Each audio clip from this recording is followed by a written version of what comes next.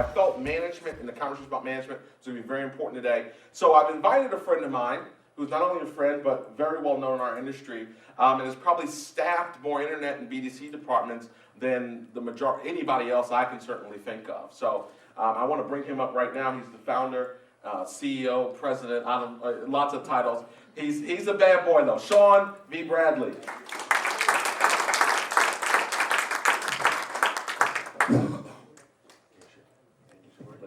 Yes, sir. Yes, sir. First, before I get started, I want us to give Cory a big round of applause. This is not easy putting these events on, so thank you, Cory, very much. All right, so good morning, good afternoon, everybody. And clicker problems. There we go. All right, so long story short, I've been in the automotive industry for over 20 years now, so that to me is a long time to be doing anything. And in 20 years, I spent about 5.5 years in the front lines working everything from showroom sales to sales management to doing special finance.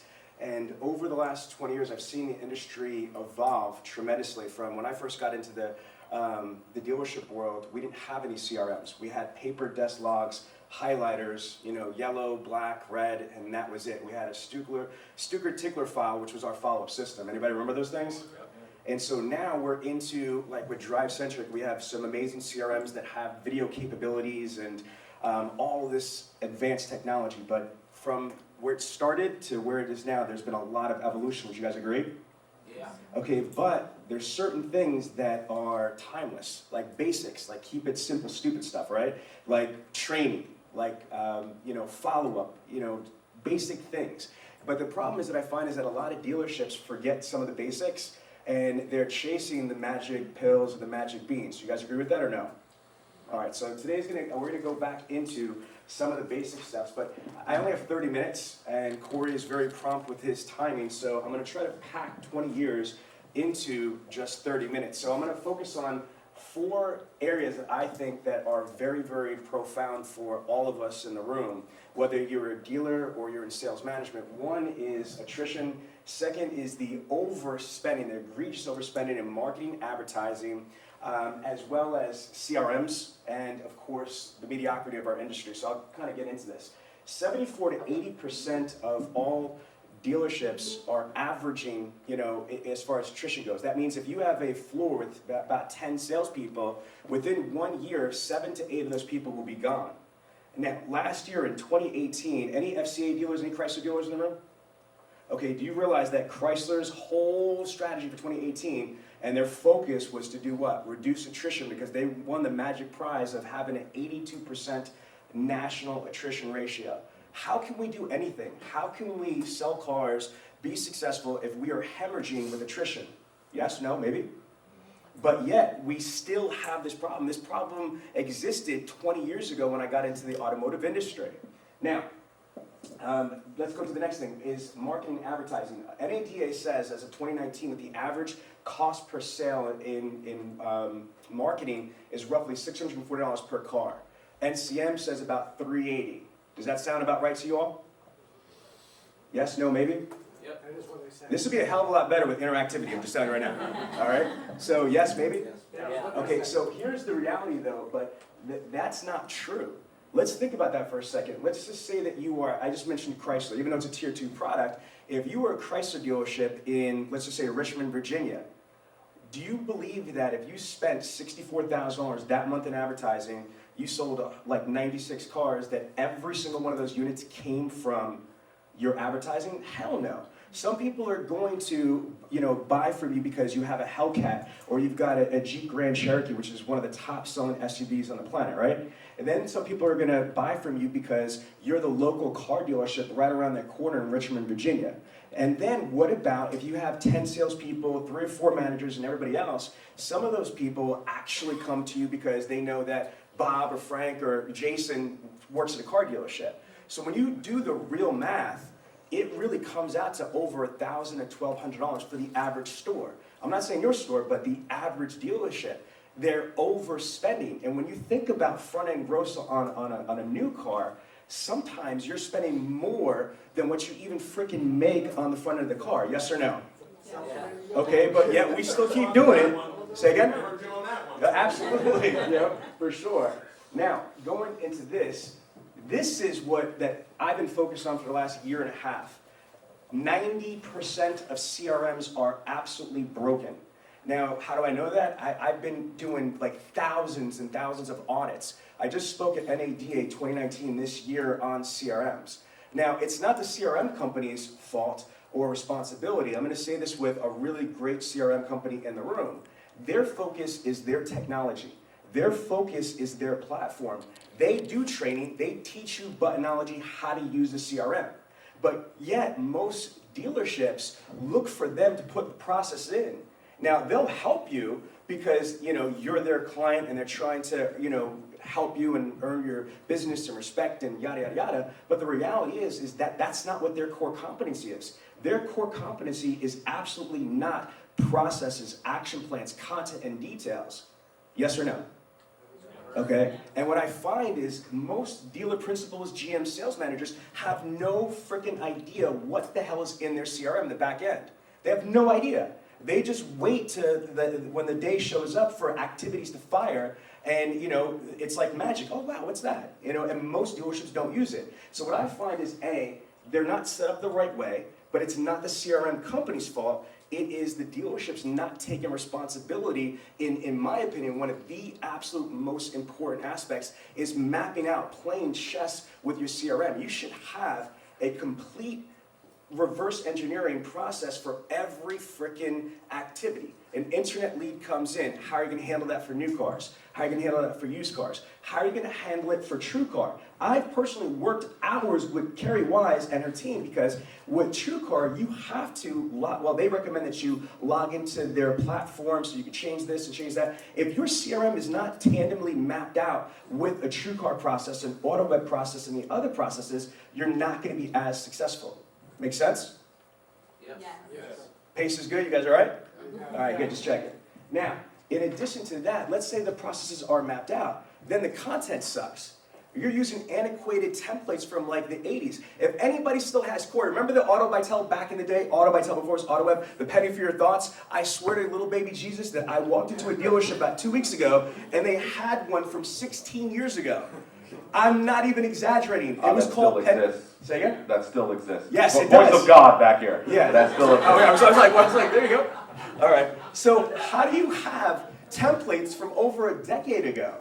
We're not utilizing HTML. We're not using graphics. We're not utilizing video. Video, just so we understand, and I don't know if DriveCentric talked about this because this is one of their differentiators, but video increases read-open rates just by having the subject line with the word video in it, 17%. Having videos in the email increases read-open rates by 200 to 300%. 1 minute of video is equivalent to 1.8 million written words. You follow me? But yet dealers are using antiquated penny for your thought templates from over a decade and a half ago. So CRMs are not set up correctly. Next, this is what blows me away. We are enveloped in mediocrity, people. How do I know that? Because NADA's profile is pretty clear. The average dealership sells less than 100 cars. This is a fact. There's roughly about 16,500 franchise dealerships in the United States, and they sell 96 cars. They have 10 salespeople, which means that they sell 9.6 units. But there are superhumans in our industry. A guy named Ali Reda, I just spoke to Ali the other day. He sold last month, 149 cars himself. In December 2018, he sold 202, but he averages 131 units at Les Stanford Cadillac Chevrolet. Then we have Frank Criniti, who averages 100 units at a single-point Honda dealership, Piazza Honda in Springfield, Pennsylvania. So how is it that all the way to the left, we have, or the right, whichever direction you want to go in, you have people that are doing profound sales, but the vast majority of people are only averaging 9.6. Dramatic pause, because I want to share this with you. I'm not normally like mean to kids because I have 4 kids, but there's a kid I want to throat punch. His name is Ryan's Toys. You ever heard about this kid? Okay, you want to throat punch him too. This kid is 7 years old. Last year, he just made $22 million reviewing shit on YouTube.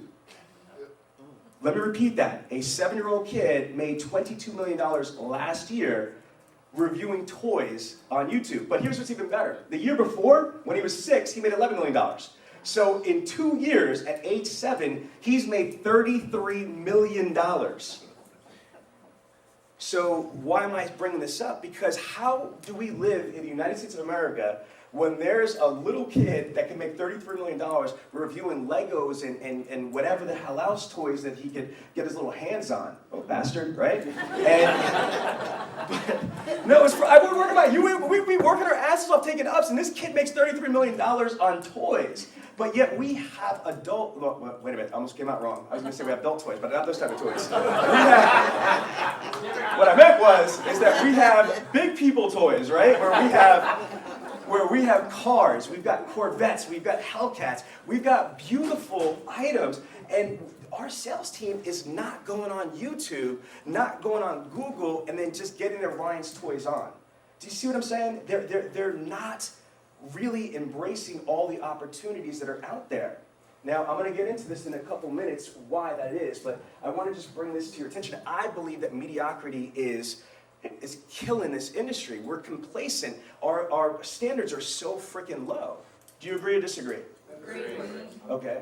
Now, so most dealerships, in my opinion, have a people problem because they don't hire the right people, most don't put them into the right position, and they burn through their people. How do I know that? This is where it gets interesting. Well, let me just take a slide first.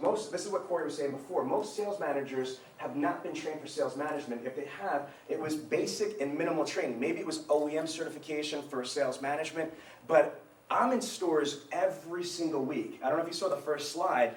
2,100 rooftops I personally worked in, over 65,000 automotive professionals, and it's the same. The sales managers don't envelop themselves in training, nor do the GSMs or dealer principals or the corporate executives hold them accountable once they become managers. It's like you're blessed as a manager and you're good for now. Make sense? Not to me it doesn't though. Now, going into this, the average dealership spends less than $1,000 a month in training, okay? Now, if you just take 10 salespeople, that's less than $100 a month per salesperson. But the average dealership doesn't just have 10 salespeople. They have either about 2 to 3 sales managers, including a GM or GSM, and then F&I. And then now, the average profile is about 2 people working in the internet or BDC. So when you average it out, it's less than $66 per person on the front end in training.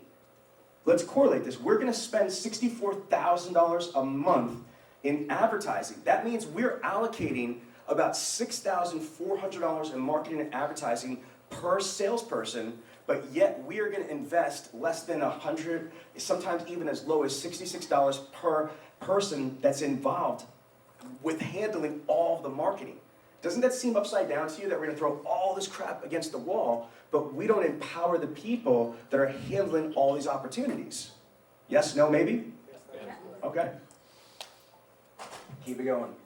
Here's something else that I've been really focused on. This is what me and Cory were talking about. Now, that's training. Let's go a little bit deeper in this. What about professional development? I see very, very few dealerships that are helping people with professional development. And going even further, personal development for their staff. And then team building. Here's what most dealerships think that team building is. Okay, if you sell X amount of cars, we'll have a steak dinner. That's not team building, that's a bonus, right or wrong?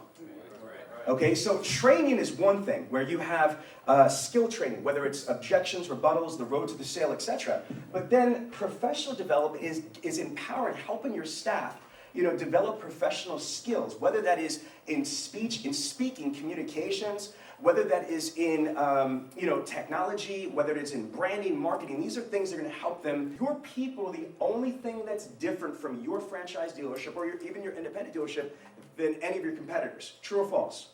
Yeah. Louder. Okay, so if that's the case, then the next follow-up question I said to them is, so it's safe to say, true or false, that if you believe that, then for you to be the absolute best dealership, you have to have the best team. True or false? True. Okay, I know this, you know this, but then why are we not developing an award-winning team? Why are we not developing a world-class team? Any other profession, whether it's military, Navy SEALs, Force Recon, pararescue, whatever, or professional athletes from the NFL to the Olympics, what do? They develop their teams, yes or no? Yes. Okay, so don't you think that's kind of missing in our industry for whatever crazy reason? I don't understand it myself, but again, if you want to be extremely successful, if you want to be the best, get the best people that you can. Not out of desperation when you're trying to hire them, but actually recruit the right people and then develop a team. And the way that you do that is by investing in your people, whether it's training, whether it's professional development, whether it's personal development, and whether it is the actual team building activities, or in my opinion, it's a combination or hybrid of all the above. Now, so here's some suggestions.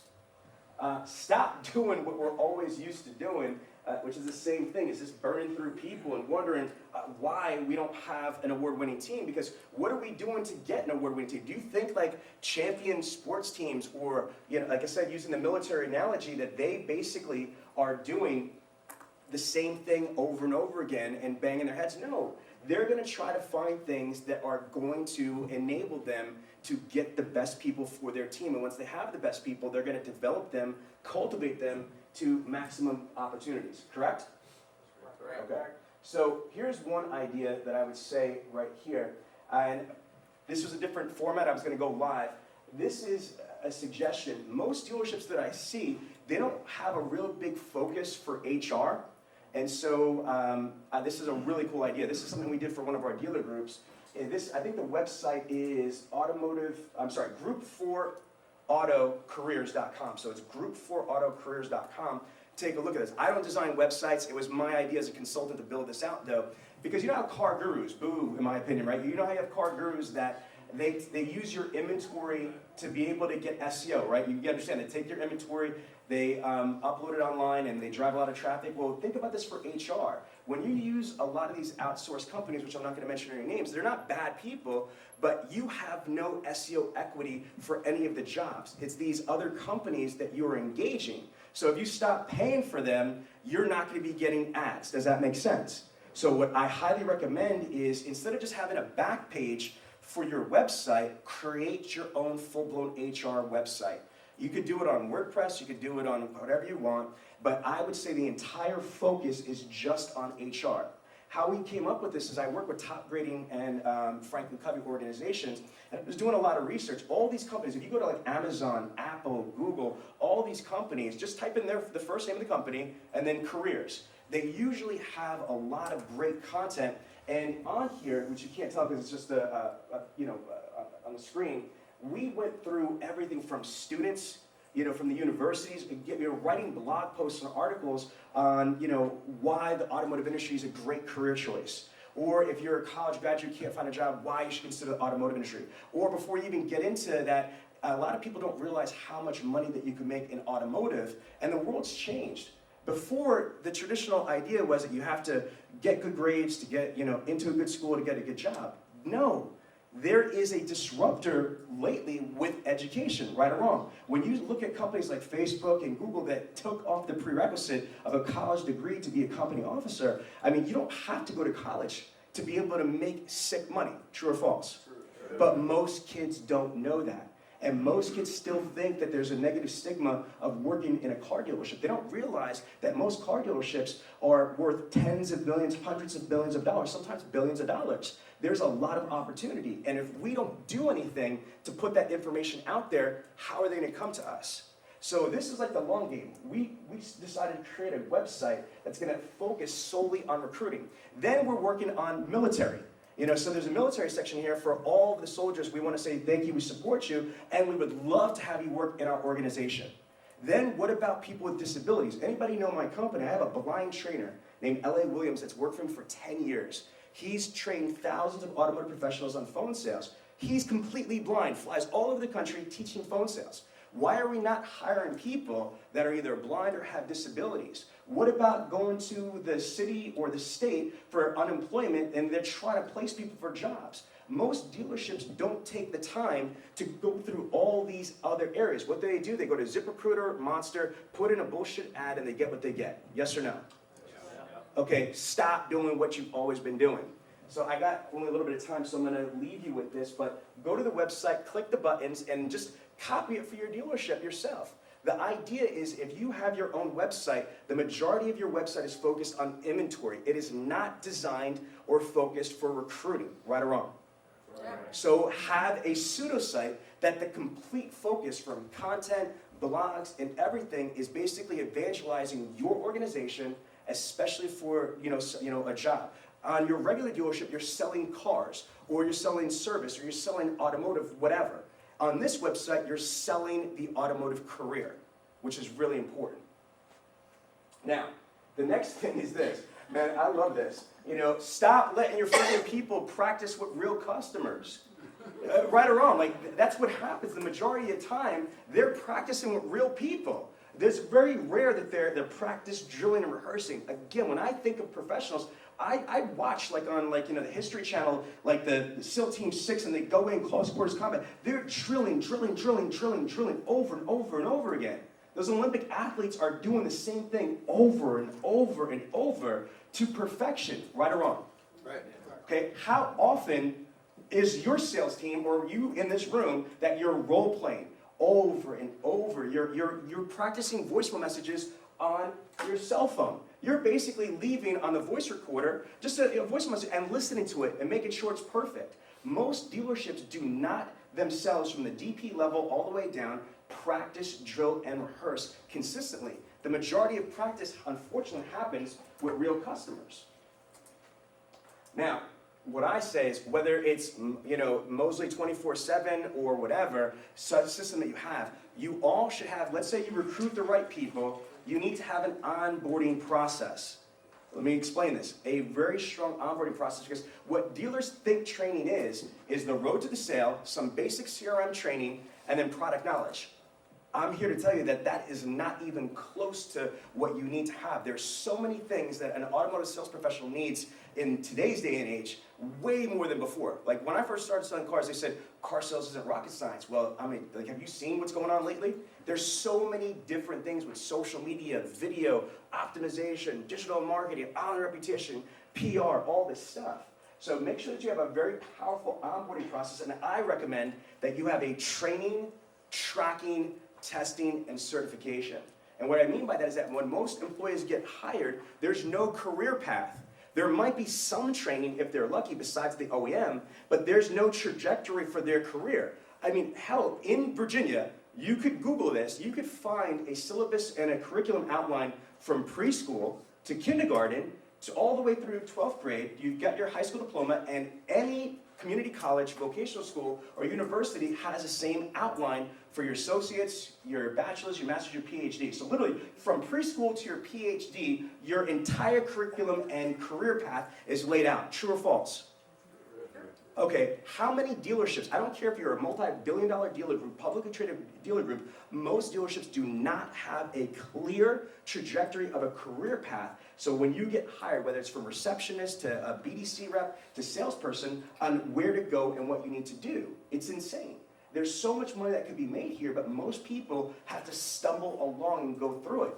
We need to simplify the process and make it easy for people to be able to go through the levels. Yes or no? Yes. Okay. Now, I love this slide. This is my new thing I've been talking about lately. It's like, listen, I have mad respect for all the trainers that came before me and Cory and all of the newer trainers. But to me, those people are like Chuck Norris. Like, Chuck is cool as hell, right or wrong. But he's old. He's like 70 or 80 or something like that. But, he's still Chuck Norris. So mad respect to the old trainers. But the world has changed. You can't just be good at karate. You have to be an MMA artist.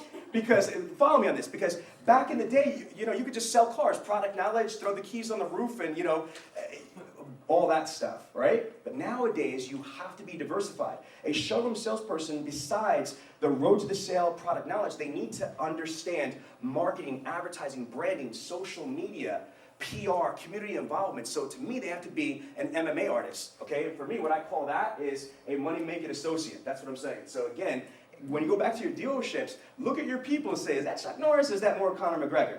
Your salespeople need to be more diversified than what we've been exposed to literally, okay? Now, I also say this, if you don't tie it to pay plan and you don't make the culture in your dealership, the longevity is not gonna be there. You could go back and try to take people to church and whether it's by being nice or being aggressive, it depends your style, it's not gonna be long term. Two things need to happen in my opinion. One, you need to tie it to pay plan, even if it's just to the bonuses for training and certification. And the other thing is your dealership has to have a culture of training where it's not like a prison sentence. And it's only going to happen if it starts from the management team on the way down. Make sense? I told you I'm trying to pack 20 years into 30 minutes. Corey's killing me here. Here's the other thing. You need to set up your CRM correctly and then train and certify your team and hold them accountable.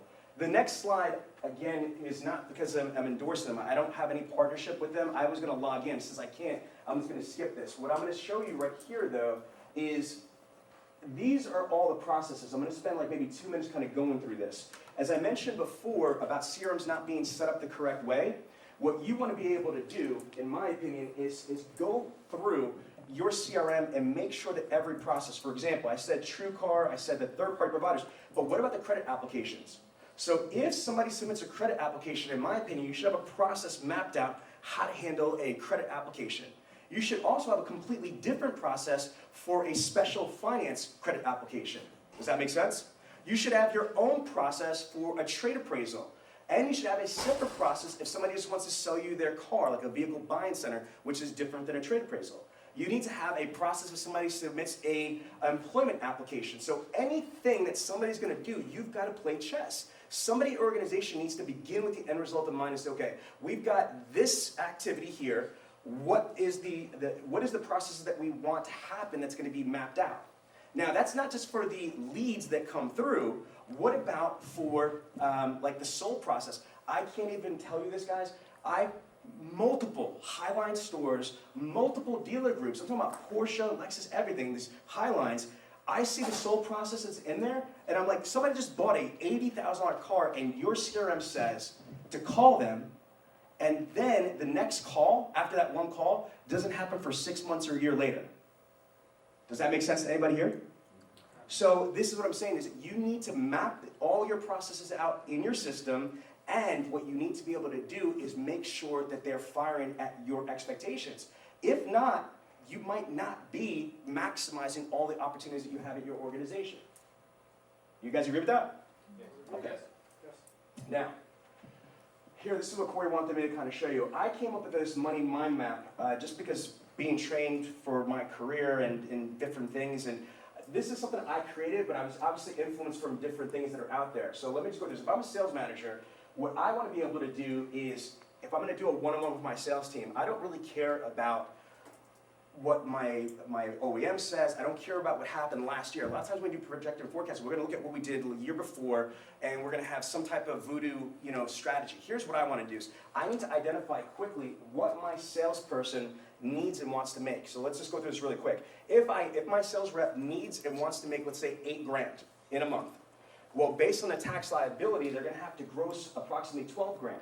Now, to do that, how are you going to do that? It's predicated upon one thing. What is your ACPC? Your average compensation per copy. That basically means your commissions, your bonuses, your OEM spends, everything. Let's say it's about $400, which is national average. That means that I need to sell 30 cars in 22 employee working days. You remember one of the earlier slides, 9.6? Here's one of the biggest reasons why the average salesperson only sells 9.6 cars. Because they're only triggering on 2 or 3 at most of the 8 ways to sell. So you've got walk-ins, you've got B-backs, you've got internet ups, you've got phone ups, you got prior customers, you got orphan owners, you got service conversions, you got referrals, and the lost art of prospecting. So again, there are 8 unique ways that a showroom salesperson can sell an automobile. But because they're not beginning with the end result in mind, they're reacting to the energy that's happening, ups, this, that, and everything, they're really not being as successful as they can be. So let's just go through this. So in the beginning of the month, I'm going to reverse engineer. Let's just say, again, if my salesperson wanted to sell 20 or 30 cars, great. Where are you getting your cars from? And so I make them begin with the end result in mind and identify how many are going to come from walk-ins, from service, from feedbacks, from phone, from internet, et cetera, et cetera. And what's kind of cool about this is that once we do that, look what happens. You can do this in Excel. I'm able to know per day, per week, per month, how many people I need to talk to are up per category.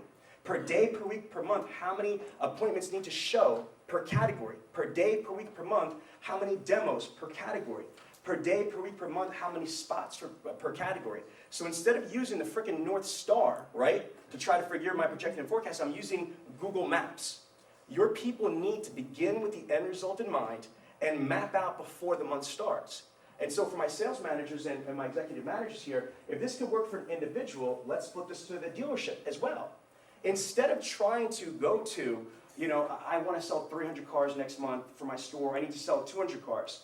So Jason, Bob Ruth Ford, I'm really honored as one of my dealers. When we started working with them, they were doing 75 cars out of their internet department. Jason, how many did you deliver last month? 188. We took them with their amazing leadership team from 75 units a month on the internet to 180 plus. So they just broke 300 cars, correct? Yes. So if Steve is the GSM, Steve, my whole thing right here is this. If you want to get to 300 or 350, my whole thing is begin with the end result in mind. Break it down. 300 is a big number. 350 is a big number. How many do you need to get from straight walk-ins divided by how many salespeople you have? How many from feedbacks, from service, from phone ups, internet, previous customers, orphan owners, referrals, prospecting? And once you have that number, it's the same thing, but on a macro level. Now you have an operating strategy going into the month. Per day, per week, per month. You as a GSM will know how many people does your entire showroom sales team and internet need to talk to per day, per week, per month, per category. How many appointments do you need to make per day, per week, per month, per category? Does this make sense to everybody? Yeah. To me, this is a much easier, specific, Forrest Gump, simple roadmap. Cory, time check? Good? All right. So let me get down to the bottom line right here, and because I'm at the recap. What I would say is this: invest in your people, recruit the right people, onboard them correctly, make sure you train your people from MMA and make it your culture, set up your CRM correctly, hold your team accountable to do it, use the money mind map for projecting and forecasting, and show them how to make car sales into their own business. That would be it, my friends. For managers, you need to invest in yourself, train, and then lead by example. Guys, I have a free group on Facebook called the Millionaire Car Salesman Group. Again, I have about 11,000 members, a ton of free training. Cory's part of it. Please join, and then follow me on YouTube and Facebook, and that will be it. Thank you very much. Appreciate it. If you like the information you found here, then you will absolutely love Bradley On Demand. Bradley On Demand is the most comprehensive, in-depth virtual training platform in the automotive industry. We teach you everything from internet sales to phone sales, F&I, and everything in between. So sign up at www.bradleyondemand.com.